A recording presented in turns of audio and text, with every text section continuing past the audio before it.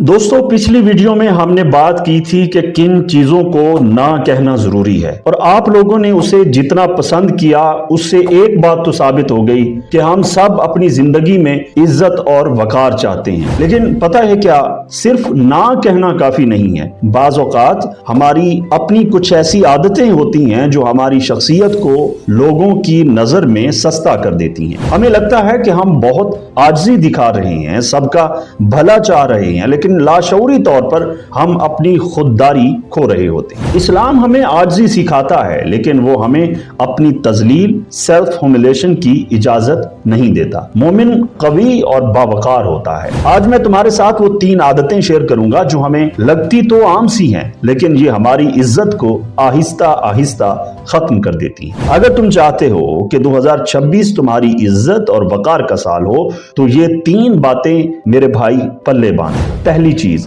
शिकायतों का दफ्तर बनना। Stop complaining to everyone. पहली आदत जिससे हमने बचना है वो है हर किसी के सामने अपने दुखों का रोना रोना। देखो, हम सब की जिंदगी में मसले हैं, कभी रिस्क की तंगी, कभी रिश्तों की तलखी, लेकिन जब हम हर दूसरे बंदे को अपनी परेशानियां सुनाते हैं तो लोग हमें बेचारा समझने लगते हैं। और याद रखना, दुनिया बेचारे से हमदर्दी तो करती है लेकिन उसकी इज्जत नहीं करती। हमारे दीन ने हमें सिखाया है कि अपनी शिकायतें सिर्फ अल्लाह के सामने रखो। हजरत याकूब अलैहिस्सलाम ने फरमाया था कि मैं अपने दुख और परेशानी का शिकवा सिर्फ अल्लाह से करता हूँ। जब तुम अपना हाल सिर्फ रब को सुनाते हो तो तुम लोगों की नजर में एक मजबूत और साबिर इंसान बनकर उभरते हो। जो इंसान अपने बोझ खुद उठाना जानता है और जिसके चेहरे पर हर हाल में शुक्र होता है, लोग उसकी हैबत और उसके वकार के कायल हो जाते हैं। दूसरी चीज, बिन मांगे सफाइयां देना। Stop giving unnecessary explanations. दूसरी बात जो मैंने महसूस की है वो है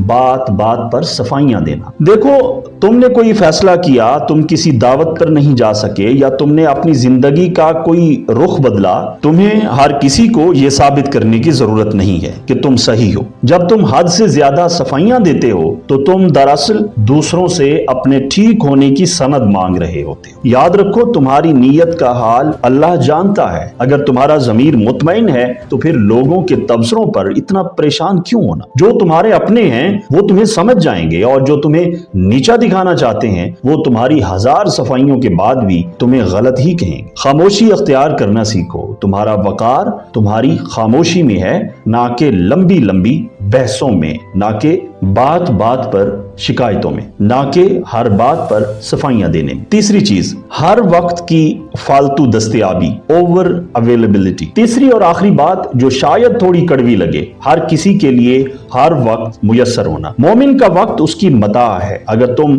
हर उस महफिल में बैठे हो जहां तुम्हारा कोई काम नहीं है, अगर तुम हर उस बहस का हिस्सा हो जिसका कोई मकसद ही नहीं है, तो तुम अपनी कद्र खुद कम कर रहे। जब तुम बहुत ज्यादा फ्री होते हो तो लोग तुम्हारी अहमियत भूल जाते हैं। अपने वक्त की कदर करो ताकि लोग तुम्हारी कदर करें। अपनी जिंदगी में कुछ मकसद, कुछ गोल्स लाओ। जब लोगों को पता चलेगा कि तुम्हारी जिंदगी के कुछ उसूल हैं, तुम्हारी कुछ तरजीहात हैं, तुम्हारी कुछ प्रायोरिटीज हैं, वो तुम्हारे वक्त की इज्जत करेंगे। इसका मतलब तकब्बुर नहीं है, इसका मतलब यह है कि तुम अपनी जिंदगी की जिम्मेदारी ले रहे हो। दोस्तों, इज्जत अल्लाह के हाथ में है और वो उसे देता है जो अपनी कद्र करना जानता हो। आजिज बनो लेकिन बावकार रहो, मुखलिस बनो लेकिन बेवकूफ नहीं। अगर तुमने पिछली वीडियो से ना कहना सीखा था और आज इन 3 आदतों को बदलने का भी आज़म करते हो तो कमेंट में वही पिछला नारा दोहराएं, लेकिन एक नए जज्बे के साथ लिखें, माई नो